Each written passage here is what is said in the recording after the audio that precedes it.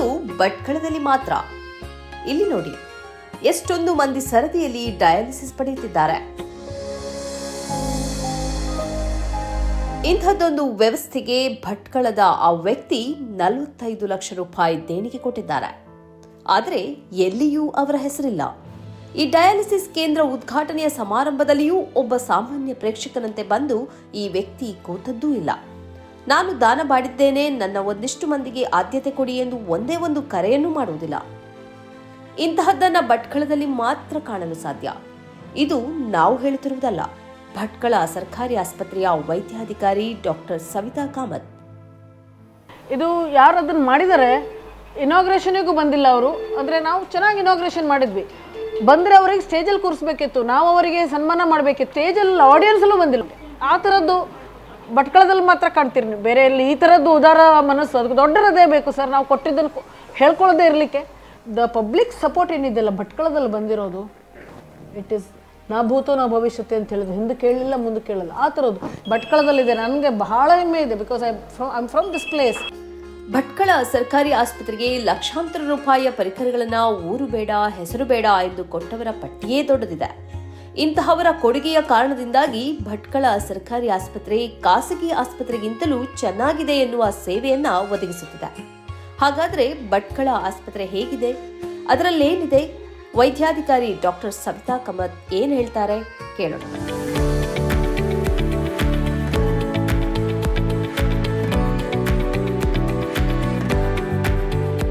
This is a laboratory. ಬರೀ ಗೌರ್ಮೆಂಟಲ್ಲಿ ಆಗುವಂಥದ್ದು ಮಾತ್ರ ಅಲ್ಲ, ಪ್ರೈವೇಟಲ್ಲಿ ಆಗುವಂಥದ್ದು ಎಲ್ಲನೂ ಇಲ್ಲಾಗುತ್ತೆ. ನಿಮಗೆ cardiac enzymes, electrolytes, cholesterol, lipids, everything is available in government hospital. Lab is fully established and fully equipped. ನನ್ನ ಮಾಹಿತಿ ತಕ್ಕಂಗೆ ಬೇರೆ ತಾಲೂಕು ಹಾಸ್ಪಿಟಲಲ್ಲೂ ಈ ಥರ ಲ್ಯಾಬ್ ಎಕ್ವಿಪ್ಡ್ ಇಲ್ಲ. This load you will see this Saturday holiday crowd. ಇದು ಬಾಕಿ ದಿನ ನನಗೆ ಒಳಗೆ ಬರೀ ಬಿಡೋದಿಲ್ಲ. ಜನರಿಗೆ ನಾನು ಡಾಕ್ಟರ್ ಅಂತ ಗೊತ್ತಿದ್ರೆ ಆಯಿತು, ಇಲ್ದಿದ್ದು ನೀವು ಏನೋ ಪೇಷಂಟ್ ಅಂದ್ಕೊಡು ಒಳಗಡೆ ಯಾಕೆ ಹೋಗ್ತಿರಂತ ಜಗಳ ಬಾಕಿ ಇರೋದು. ಲೈನು ಎಲ್ಲ ಕಡೆ ಕ್ಯೂ. TMT ಹಾರ್ಟಿಂದು ಮಷಿನ್ ಅದು ಸಹ I don't think so taluk ಲೆವೆಲಲ್ಲಿ ಎಲ್ಲಿದೆ ಅಂತ ನನ್ನ ಮಾಹಿತಿಗಿಲ್ಲ. In the state I don't know about the country. Gynaecologist doctor Shamsnoor delivery, caesarean, ಗರ್ಭಕೋಶ ತೆಗೆಯೋದು, ಇನ್ಫರ್ಟಿಲಿಟಿ ಟ್ರೀಟ್ಮೆಂಟು ಎಲ್ಲನೂ ಮಾಡ್ತೀವಿ. ರೀಕ್ಯಾನಲೈಸೇಷನ್ನು ಅಂದರೆ ಫ್ಯಾಮಿಲಿ ಪ್ಲಾನಿಂಗ್ ಆದವರಿಗೆ ಏನೋ ಮಗು ಏನಾದ್ರು ಡೆತ್ ಆಯಿತು, ಪುನಃ ಅದು ರಿವರ್ಸಲ್ ಮಾಡಲಿಕ್ಕೆ ಅಂಥದ್ದು ಎಲ್ಲನೂ ಮಾಡ್ತೀವಿ. ನಮ್ಮ ಸರ್ಜನ್ ಇದ್ದಾರೆ ಡಾಕ್ಟರ್ ಅರುಣ್ ಅಂತ. ಎಲ್ಲ hernia, appendix, piles, hydrocele, skin grafting, amputation ಎಲ್ಲನೂ ಮಾಡ್ತೇವೆ. ಮತ್ತು ENT ಅವರು ಇದ್ದಾರೆ. ENT ಅವರು ಮೂಗಿಂದು, ಟಾನ್ಸಿಲು ಅಂಥದ್ದೆಲ್ಲ ಮಾಡ್ತಾರೆ. ಬೇಕಾದಷ್ಟು. ನಮ್ಮದು ವೇಟಿಂಗೇ 2 ತಿಂಗಳಿದೆ ಈಗ. ಒಬ್ಬಳು ಹರ್ನಿಯಾ ಅಂತ ಬಂದರೆ 2 ತಿಂಗಳ ನಂತರ ಅಪಾಯಿಂಟ್ಮೆಂಟ್. 8, 10, 9 ಕೇಸ್ ಇರ್ತವೆ ಇಲ್ಲಿ. ಸೊ ಬೆಳಗ್ಗೆ ಬೇಗ ಶುರು ಮಾಡಿ ರಾತ್ರಿ 5-5:30 ಆಗುತ್ತೆ. ಎಮರ್ಜೆನ್ಸಿ ಬಂದರೆ ಎಷ್ಟೊತ್ತಿಗೂ ಮಾಡ್ತೀವಿ, ಮಧ್ಯರಾತ್ರಿನೂ ಮಾಡ್ತೇವೆ. ನಾವು ಎಂಪ್ಲಾಯೀಸಿಗೆ ತಗೊಳ್ಬೇಕು, ರಿಕ್ರೂಟ್ ಮಾಡಬೇಕಿದ್ರು, ನಾವು ಗ್ರೂಪ್ ಡಿ ಎಲ್ಲ ತಗೊಳ್ಬೇಕಿದ್ರು, ಅವ್ರಿಗಳು ಬರಬೇಕಿದ್ರೆ ಮಾತ್ರ ವಾಚ್ ಕಟ್ಕೊಳ್ಳೋದು, ಹೋಗಬೇಕಿದ್ರೆ ವಾಚ್ ಕಟ್ಟಂಗಿಲ್ಲ ಅಂತ ಹೇಳ್ತೀನಿ ನಾನು. ಅಂದರೆ ಟೈಮಲ್ಲಿ ಬನ್ನಿ, ಟೈಮಲ್ಲಿ ಹೋಗ್ಲಿಕ್ಕಾಗಲ್ಲ ಅಂತ ಅರ್ಥ. So but everybody cooperates. ಅದು ಒಬ್ಬರಿಂದ ಆಗುವಂಥದ್ದಲ್ಲ, ಎಲ್ಲರೂ ಅದೇ ಥರ ಇದ್ರೆ ಮಾತ್ರ. ಫಾರ್ ಎಕ್ಸಾಂಪಲ್ ನಮ್ಮ ಫಿಸಿಷಿಯನ್ ಡಾಕ್ಟರ್ ಲಕ್ಷ್ಮೀಶ್ OPD ಮುಗಿಸ್ಕೊಂಡು 5:30 ಹೋದ್ರು, ಮತ್ತೆ ರಾತ್ರಿ ಹಾರ್ಟ್ ಅಟ್ಯಾಕ್ ಅಂದರೆ ಬರ್ತಾರೆ. 2 ತಾಸು ನಿಲ್ಬೇಕು ICUದಲ್ಲಿ. ಒಂದು ಹಾರ್ಟ್ ಅಟ್ಯಾಕ್ ಬಂದರೆ ಅವನಿಗೆ ಥ್ರಂಬೋಲೈಸ್ ಮಾಡಿ ಏನು ಮಾಡಲಿ, 2 ತಾಸು ICUದಲ್ಲಿ ನಿಲ್ತಾರೆ. ಎವ್ರಿಬಡಿ. ಪೀಡಿಯಾಟ್ರಿಷನ್ನು ಮಧ್ಯರಾತ್ರಿ ಸಿಸೇರಿಯನ್ ಬಂತು, ಗೈನಕಾಲಜಿಸ್ಟ್ ಬರ್ತಾರೆ, ನಾನು ಬರ್ತೇನೆ.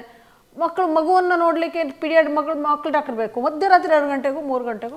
ಸೊ ದ್ಯಾಟ್ ವೇ ನಮ್ಮ physician doctor Lakshmish, pediatrician doctor Surakshit, gynaecologist doctor Shamsnoor, surgeon doctor Arun, ಎಲ್ಲರೂ. ನಾನು ಯಾರು ಇದರಲ್ಲಿ ಒಂದು ಹೆಜ್ಜೆ ಮೇಲೆ ಒಂದು ಹೆಜ್ಜೆ ಕೆಳಗೆ ಅಂತ ಹೇಳಲಾರೆ. ಈ ಥರದ ICU ಪ್ರೈವೇಟಲ್ಲಿ ಎಲ್ಲೂ ಇಲ್ಲ. Bhatkal in and around. ಯಾಕಂದರೆ ಭಟ್ಕಳದಲ್ಲಿ ನಮ್ಮ ಪೇಷಂಟು ಸಹ ICU ಪೇಷಂಟ್ಸು. ಕೋವಿಡಲ್ಲಂತೂ people from Bangalore we treated. One software engineer from Bangalore, ಅವರಿಗೆಲ್ಲೂ ಬೆಡ್ ಸಿಗದೆ ಭಟ್ಕಳಕ್ಕೆ ಬಂದು he got admitted for almost 10 days. ಆಮೇಲೆ he gave an interview and all to tell everybody ಭಟ್ಕಳನ ಊರಲ್ಲಿ ಈ ಥರದ್ದು ಟ್ರೀಟ್ಮೆಂಟ್. ಆವಾಗ ಸಾಗರ್, ಶಿವಮೊಗ್ಗ, ಸೊರಬ ಆ ಕಡೆ ಎಷ್ಟು ಅಟ್ಲೀಸ್ಟ್ 30-40% ಪೇಷಂಟ್ಸ್ ಆ ಕಡೆ ಇರೋರು. ಚಾರ್ಜಬಲ್ ವಾರ್ಡ್ಸ್ಗಳಿದ್ದಾವೆ. ಕೆಲವುದು 50 ರೂಪೀಸ್ ಇದೆ, 200 ರೂಪೀಸ್ ಇದೆ ಪರ್ ಡೇ, 250 ರೂಪೀಸ್ ಇದು. ಆಮೇಲೆ ನಿಮಗೆ 500 ರೂಪೀಸ್ ಇದೆ AC rooms with attach bathroom. ಭಟ್ಕಳದಲ್ಲಿ ಏನಿದೆ ಅಂದರೆ ಎಲ್ರಿಗೂ AC ರೂಮೇ ಬೇಕು. AC ರೂಮ್ ಇಲ್ಲ ಅಂದರೆ ಅವ್ರು ಜನರಲ್ ಮಲ್ಗೋರು. ಅಲ್ಲಿ ಯಾರು ಮಲ್ಕೊಂಡಿದ್ದಾರಲ್ಲ ಅವರಿಗೆಲ್ಲ ಇದು ಬೇಕೀಗ. ಇದು ಖಾಲಿ ಎದ್ಕೊಳ್ಳಿ ಇಲ್ಲಿ ಬರೋರು ಅವರು. ಫಸ್ಟ್ ಆಪ್ರೇಷನ್ ಬರೋಕ್ಕಿಂತ ಮುಂಚೆ ರೂಮ್ ಕೇಳ್ತಾರೆ, AC ರೂಮ್ ಇದೆ ಅಲ್ವಾ ನಮಗೆ ಅಂತ. ಆ ಥರದ್ದು ಕಾಂಪಿಟೇಷನ್ ಇದೆ ಇಲ್ಲಿ AC ರೂಮಿಗೆ. ತುಂಬ ಜನ ಕಟ್ಕೊಡ್ತೇನಂತನೂ ಬಂದವರು ಇದ್ದಾರೆ.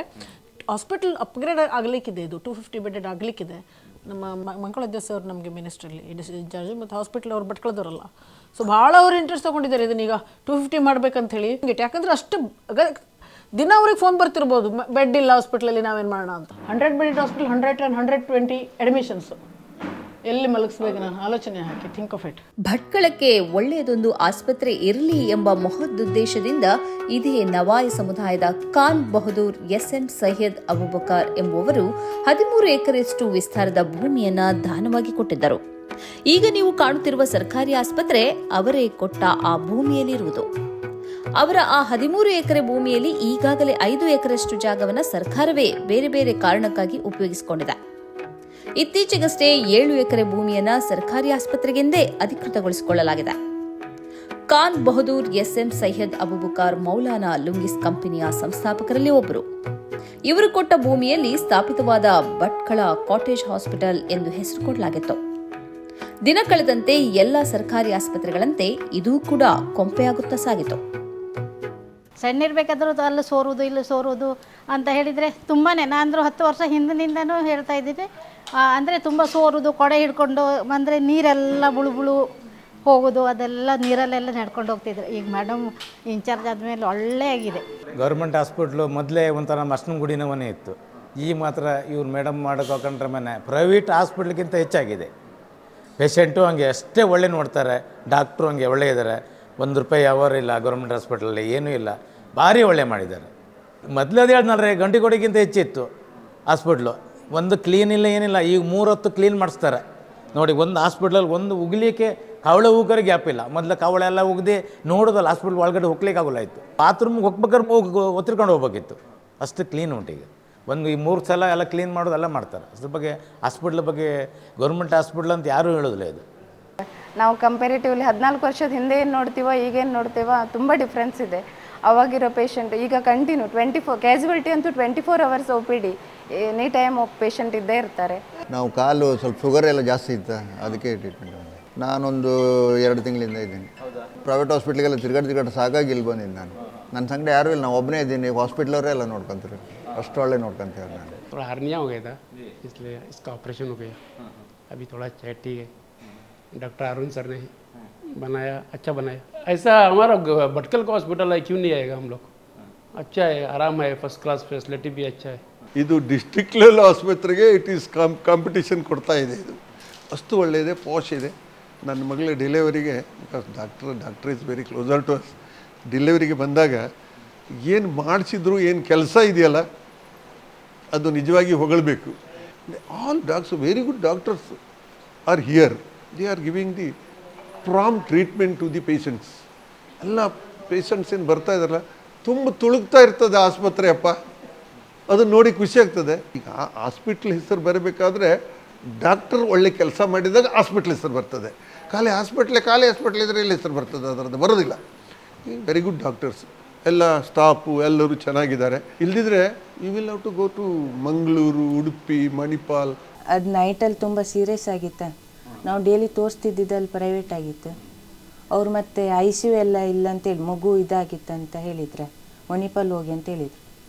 ಅವಾಗ ಅವರು ಇಲ್ಲಿ ಬರೆದು ಕೊಟ್ಟರು, ಮೇಡಮ್ ಇವರು ಸಿಜರಿನ್ ಮಾಡ್ತಾರೆ. ಬೆಳಿಗ್ಗೆ 5 ಗಂಟೆಗೆ ಫೋನ್ ಬಂತು, ಮೇಡಮ್ ಒಂದು ಪೇಷಂಟ್ ಸಿಕ್ಕಾಪಟ್ಟೆ ಬ್ಲೀಡಿಂಗ್ ಅಂತ ಬಂದಿದೆ ಅಂತ. ಬಂದರೆ ಫುಲ್ ಬ್ಲೀಡಿಂಗ್, ನೀರು ಥರ ಹೋಗ್ತಾ ಇದೆ, ರಪ್ಪ ರಕ್ತ. ಆಪ್ರೇಷನ್ ಮಾಡೋಕ್ಕೆ ಜನರಲಿ ಆ ಕೇಸನ್ನು ಇಲ್ಲಿ ಮುಟ್ಟೋದಾಗೆ ರಿಸ್ಕಿನೇ. ಮೇಡಮ್ ಹೇಳಿದ್ರು, ನೀನು ತಗೋ, ನಾವು ಬ್ಲಡ್ ಎಲ್ಲ ರೆಡಿ ಮಾಡುವ ಅಂತ. ಆಪ್ರೇಷನ್ ಮಾಡಿದ್ವಿ, ಹೊಟ್ಟೆಲಿ ತುಂಬ ರಕ್ತ, ಫುಲ್ ಕ್ಲಾಟ್ಸ್ ಇತ್ತು. ಅವಳದು 12 ಗ್ರಾಮ್ಸ್ ಇತ್ತು ಬ್ಲಡ್ ಹಾಕಿದ ಆಪ್ರೇಷನ್ ಆದ ನಂತರ ಬ್ಲಡ್ ಹಾಕಿದ ಮೇಲೂ ಈಗ 8 ಗ್ರಾಮ್ ಇದೆ ರಕ್ತ. I mean to search extent she has blood. ಅದೇ ನಾನು ಕುಂದಾಪುರ, ಮ್ಯಾಂಗ್ಳೂರ್ ಕಳಿಸಿರ್ತಿದ್ರೆ on the way should have blood loss, ತುಂಬ ಬ್ಲಡ್ ಲೂಸ್ ಮಾಡ್ಕೊಂಡಿರ್ತಿದ್ರು. ಮೇ ಬಿ ಹರ್ ಲೈಫಿಗೂ ಪ್ರಾಬ್ಲಮ್ ಆಗಿರ್ತಿತ್ತು. ಗೌರ್ಮೆಂಟ್ ಆಸ್ಪತ್ರೆ ಅಂದರೆ ತುಂಬ ಬಡವರು ಬರೋದು, ಹಾಗೆ ಸೇನ್. ಈಗ ಹಾಗಿಲ್ಲ.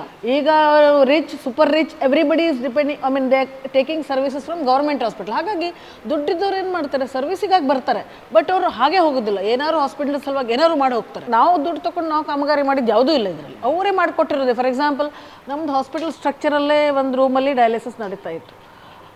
ಸೊ ಅದು ಸಾಕಾಗ್ತಿರಲಿಲ್ಲ ಸ್ಪೇಸ್, ಫಸ್ಟ್ ಆಫ್ ಆಲ್. ಆಗ ಭಟ್ಕಳದಲ್ಲಿ ಅವರ ತಾಯಿ ನಮ್ಮ ಹತ್ರ ಡಯಾಲಿಸಿಸ್ಗೆ ಇದ್ದರು. ಸೊ ಆಗ ಅವರು ನೋಡಿ ಇಡೀ ಇದನ್ನು ಹಿಲ್ಲಿದು ಅದರ ಗುಡ್ಡ ಇತ್ತಿದ್ದು ಗುಡ್ಡ ಸರಿ ಮಾಡಲಿಕ್ಕೆ ಐ ಆಮ್ ಶೋರ್ ಒಂದು 5-6 ಲಕ್ಷ ಖರ್ಚು ಮಾಡಿರ್ಬೋದು. 45 lakhs ಆಗಿದೆ ಅವರಿಗೆ ಇದನ್ನು ಡಯಾಲಿಸಿಸ್ ಬ್ಲಾಕನ್ನು. ಸೊ ಅವರು ತಾಯಿ ನೆನಪಿನಲ್ಲಿ ಅವರು ಹೆಸರು ಕೊಡಲಿಕ್ಕೆ ಒಪ್ಪಿಲ್ಲ. ನಾವೊಂದು ಉದ್ದೇಶ ಹಾಗೆ ಇದೆ, ನಾವು ಯಾರೇನು ಕೊಟ್ಟರು ಅದನ್ನು ಕೊಟ್ಟಿದ್ದಾರೆ ಅಂತ ಅವ್ರು ಬೋರ್ಡಲ್ಲಿ ಹಾಕಿದ್ದೀನಿ, ಅಲ್ಲೆಲ್ಲ ಡೋನರ್ಸ್ದು. ಅವ್ರು ಮಾತ್ರ ತನ್ನ ಹೆಸರು ಎಲ್ಲೂ ಬರಬಾರ್ದು ಅನ್ನೋದು ಅವ್ರ ಕಂಡೀಷನ್ ಇತ್ತು. 1 साल से मुझे तकलीफ़ थी। 6 महीने पहले मैं प्राइवेट में करता था, एक लंबा खर्चा मुझे देखना पड़ता था। फिर आखिर परेशान होकर फिर यहाँ पे अर्जी डाला। अल्हम्दुलिल्लाह यहाँ पे मुझे 2 शिफ्ट मिल गया और उस वक्त से 6 महीने से मैं कर रहा हूँ। अल्हम्दुलिल्लाह बहुत अच्छी फैसिलिटीज़ है, जैसे प्राइवेट में मिलता है वैसे ही हमको सेम फैसिलिटीज़ यहाँ पे, कोई भी हमको उसमें फ़र्क नहीं दिखा। ಇಷ್ಟು ಚೆನ್ನಾಗಿದೆ ಅಂತ ನಾನು ನಿಜವಾಗ್ಲೂ ಅನ್ಸ್ಕೊಂಡಿಲ್ಲ, ಇಷ್ಟು ಚೆನ್ನಾಗಿ ಟ್ರೀಟ್ ಮಾಡ್ತಾರೆ ಅಂತ.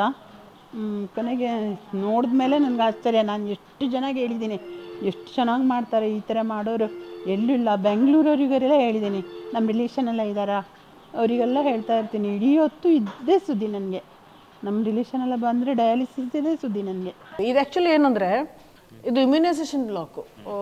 ಗುರುವಾರ ದಿನ ಮಕ್ಕಳಿಗೆ ವ್ಯಾಕ್ಸಿನ್ ಕೊಡ್ತೇವಲ್ಲ, ಮೊದಲು ಅಲ್ಲೇ ಇತ್ತು, OPD ಬ್ಲಾಕಲ್ಲಿ ಇತ್ತು. ನಮ್ಮದು OPD ಸಿಕ್ಕಾಪಟ್ಟೆ ರಶ್ ಇರ್ತದೆ. ಆ ಚಿಕ್ಕ ಮಕ್ಕಳನ್ನು ತೊಗೊಂಡಲ್ಲಿ OPDಲಿ ಇಂಜೆಕ್ಷನಿಗೆ ಬರಬೇಕಿದ್ರೆ ಕ್ರಾಸ್ ಇನ್ಫೆಕ್ಷನ್ ಎಲ್ಲ ಆಗುತ್ತಂತ ಇವರು ರಾಮದಾಸ್ ಪ್ರಭು ಅಂತ ಅವ್ರದ್ದು ಹರ್ನಿಯಾ ಆಪ್ರೇಷನ್ ಮಾಡಿದ್ವಿ ನಾವು ಇಲ್ಲಿ. ಅವರು ಯಾವ ಥರ he's a trustee of a temple actually. But ಇಲ್ಲಿ ಸರ್ಜರಿ ಆದಮೇಲೆ ಮಕ್ಕಳೆಲ್ಲ ಇಷ್ಟು ರಶಲ್ಲಿ ಯಾಕೆ ಬರ್ತಾರೆ ಮಕ್ಕಳು, ಅವ್ರಿಗೊಂದು ಬೇರೆ ವ್ಯವಸ್ಥೆ ಮಾಡ್ಲಿಕ್ಕಾಗೋದಿಲ್ವ ಅಂದರು. ಇದ್ರ ರೂಮಲ್ಲೆಲ್ಲ ಪೇಷಂಟ್ ಹಾಕಿದ್ದೀನಿ, ಇಲ್ಲ ಮಾಡೋದು ನಾನು ಜಾಗ ಇಲ್ಲ. ದೆನ್ ಈ ಸೈಡ್ ಇಲ್ಲ ನಾನು ಮಾಡ್ಕೊಡ್ತೀನಿ ಅಂತ ಹಿ ಬಿಲ್ಟ್ ದಿಸ್. ಅದು ನೋಡಿ ಎದುರುಗಡೆ ಕಾಣೋದು ಸ್ಟ್ರಕ್ಚರು, ಅದು ಆ್ಯಕ್ಚುಲಿ ನಮ್ಮದು ಮಾರ್ಚುರಿ ಇತ್ತು, ಪೋಸ್ಟ್ಮಾರ್ಟಮ್ ರೂಮ್ ಇತ್ತು ಮುಂಚೆ. ಅದು ರಬಿತಾ ಸೊಸೈಟಿ ಅವ್ರು ಕಟ್ಟಿರೋದು ಮೊದಲಿಂದನೇ. ಆಗೇನಾಯಿತು, ಗುರುವಾರ ದಿನ ಇಲ್ಲಿ ಮಕ್ಕಳು ಬರ್ಬೇಕಾದ್ರೆ ಅಲ್ಲೊಂದು ಪೋಸ್ಟ್ಮಾರ್ಟಮ್ ಇರೋದು, ಆಕ್ಸಿಡೆಂಟ್ ಏನೇನೋ, ಅಲ್ಲಿ ಯಾರೋ ಅಳ್ತಾ ಇರೋದು. It was a very negative scenario. So ಅದನ್ನು ನಂಗೆ ಅದು ಕಟ್ಟಿಸ್ಬೇಕಿದ್ರೆ ತಲೆಗೆ ಬಂದಿಲ್ಲ. ಕಟ್ಟೆ ಆದಮೇಲೆ ಹೀಗಾಯ್ತಲ್ಲಪ್ಪ ಇದು ಅಂತ. ಬಟ್ ಆ ರಬಿತಾ ಸೊಸೈಟಿ ಜಸ್ಟ್ ಒಂದೇ ಫೋನು, ಸರ್ ಹೀಗಾಗಿದೆ ಅದು. Within 1 month they built another. 1 ತಿಂಗಳಲ್ಲಿ ಇದಕ್ಕಿಂತ ಚೆನ್ನಾಗಿ, ಇದಕ್ಕಿಂತ ಡಬಲ್ ಅಲ್ಲಿ ಸ್ಟೋರೇಜ್, ನಮ್ಮದು ಕೋಲ್ಡ್ ಸ್ಟೋರೇಜ್ ಇದೆ, ಅಂದರೆ ಬಾಡೀಸ್ ಇಡಲಿಕ್ಕೆ freezer. Rabita society is run by NRIs. ಅದು ಇಟ್ಸ್ NGO. ಅದಕ್ಕೆ ತುಂಬ ಜನ NRIs ಅದರ ಬಾಡಿಲಿದ್ದಾರೆ, ಕೆಲವು ಲೋಕಲು ಇದ್ದಾರೆ. ಇದು ಒಬ್ಬರು ಅನ್ನು ಶಾನ್ಬಾಗ್ ಅಂತ US ಅಲ್ಲಿದ್ದಾರೆ. ಅವರು ಹಾಸ್ಪಿಟ್ಲಿಗೆ ಬಂದಾಗ ಅವ್ರದ್ದು ತುಂಬ ಹಿಂದೆ ಅವ್ರ ಹೆಂಡತಿ ಎಲ್ಲ ಇಲ್ಲಿ ಡೆಲಿವರಿ ಆಗಿದ್ರಂತ 50 ವರ್ಷದ ಹಿಂದೆ. ಸೊ ಅವ್ರು ಆ ನೆನಪಲ್ಲಿ ಇದು ನಮ್ಗೆ ಮಾಡಿಕೊಟ್ರು NICUನ. ಇದು ಇನ್ಕ್ಯುಬೇಟರ್ಸ್ ಎಲ್ಲ ಗೌರ್ಮೆಂಟ್ ಇದೆ, ಬಟ್ NICU ಸ್ಟ್ರಕ್ಚರು, ಇದು ಇನ್ಫ್ರಾಸ್ಟ್ರಕ್ಚರು ಅದನ್ನೆಲ್ಲ ಅವ್ರು ಮಾಡಿಕೊಟ್ರು. ಇರಲಿಲ್ಲ ಆ್ಯಕ್ಚುಲಿ ನಮ್ಮ ಸ್ಟ್ರಕ್ಚರಲ್ಲಿ. ತುಂಬ ಜನ ಇಲ್ಲಿ ಡೆಲಿವರಿ ರೂಮ್ ಇಲ್ಲೇ ಇದೆ, ಇಲ್ಲಿ ವೇಟಿಂಗು, ಗ್ಲುಕೋಸ್ ಹಾಕೊಂಡವ್ರು ಇಲ್ಲಿ ವೇಟಿಂಗು, ವಾಶ್ರೂಮ್ ಮೂತ್ರಕ್ಕೆಲ್ಲ ಹೋಗ್ಬೇಕು, ಅವರು ವಾರ್ಡಿಗೆ ಹೋಗ್ಬೇಕು ಆಚೆ. ಸೊ ಇದನ್ನು ಅವ್ರು ಮಾಡಿಕೊಟ್ರು ಒಬ್ಬರು. ಅವ್ರು ಯಾರಂತಲೇ ನಮ್ಗೆ ಗೊತ್ತಿಲ್ಲ, ಇವತ್ತಿನವರೆಗೆ ಅವ್ರ ಹೆಸರು ಇಲ್ಲ ಎಲ್ಲೂ. ಅವರು ಇದನ್ನೆರಡು ಇದು ಗೌರ್ಮೆಂಟ್ ಸ್ಟ್ರಕ್ಚರ್ ಅಲ್ಲ. ದಿಸ್ ಏರ್ಪೋರ್ಟ್ ಚೇರ್ಸ್ ಇವರು ನಮ್ಮ ICUದಲ್ಲಿ ಡೆತ್ ಆಗಿತ್ತು 1 ವರ್ಷದ ಹಿಂದೆ. ದಿಸ್ ಅಶೋಕ್ ಕಾಮತ್ ಅಂತ ಶಿರಾಲಿ ಅವ್ರು ಯಾರು ICUದಲ್ಲಿ ಡೆತ್ ಆಗಿತ್ತು, ನೆನಪಿದೆ ನನಗೆ, ರಿಮೋಟ್ಲಿ ನೆನಪಿದೆ. ಅವ್ರು ಬಂದು 1 ವರ್ಷ ಆಯಿತು, ನಮ್ಮ ಡೆತ್ ಆಗಿದೆ 1 ವರ್ಷ ಆಯಿತು, ಈಗ ಅವ್ರ ನೆನಪಲ್ಲಿ ನಾವೇನೋ ಮಾಡ್ತೇವಂತ ಈ ಡೊನೇಟೆಡ್ ಆಲ್ಮೋಸ್ಟ್ ಎಷ್ಟು ಚೇರ್ಸ್ ಇದು, ಇಂಥದ್ದು 6 ಯೂನಿಟ್ ಕೊಡುವವರಿಗೆ. ಅದಕ್ಕೆ ಹೇಳ್ತಾರೆ 1 ರೂಪಾಯಿನೂ ನಿಮ್ದೇನೋ ದಾನದ್ದು ಇದ್ದರೆ ಅಥವಾ ಏನಾದ್ರು ಥಿಂಗ್, ದುಡ್ಡಂತೂ ನಾವು ತಗೊಳ್ಳೋದಿಲ್ಲ. It is always not in cash, it is in the kind, whatever instrument or whatever. I can assure you the best possible use of the money that you spend on this charity. ನೀವು ಈ ಚಾರಿಟಿಗೆ ಏನು ಕೊಡ್ತೀರಿ ಅದರದ್ದು maximum utilisation to the honesty levels that I can reach up to. That is a promise from me, as long as I'm there.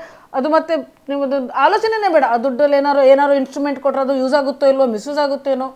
That is, nobody need to think that. Taluk ಮಟ್ಟದ ಒಂದು ಸರ್ಕಾರಿ ಆಸ್ಪತ್ರೆ ಖಾಸಗಿ ಆಸ್ಪತ್ರೆಗಳಿಗೆ ಸ್ಪರ್ಧೆ ನೀಡುವಷ್ಟು ಮಟ್ಟಕ್ಕೆ ಬೆಳೆಸಿದ ಶ್ರೇಯ ಡಾಕ್ಟರ್ ಸವಿತಾ ಕಾಮತ್ರಿಗೆ ಸಲ್ಲುತ್ತದೆ. ಅದಕ್ಕಾಗಿ ಅವರು ರಾಜ್ಯ ಮಟ್ಟದ ಪ್ರಶಸ್ತಿಗೂ ಭಾಜನರಾಗಿದ್ದಾರೆ. ಸ್ಟೇಟ್ ಅವಾರ್ಡ್ ನನಗೆ ಗೊತ್ತೇ ಇಲ್ಲ. ಒಂದಿನ ಫೋನ್ ಬರುತ್ತೆ, ಬೆಳಿಗ್ಗೆ 6:15 ಫೋನ್ ಬಂದಿದೆ ನನಗೆ, ಅದು ನಿಮ್ಗೆ ಅದು ಡಾಕ್ಟರ್ಸ್ ಡೇ ದಿನ, ನಿಮ್ಗೆ ಇವತ್ತು ಸಂಜೆ 5:15 ಬೆಂಗಳೂರಲ್ಲಿ ಸ್ಟೇಟ್ ಅವಾರ್ಡ್ ಇದೆ ಅಂತ.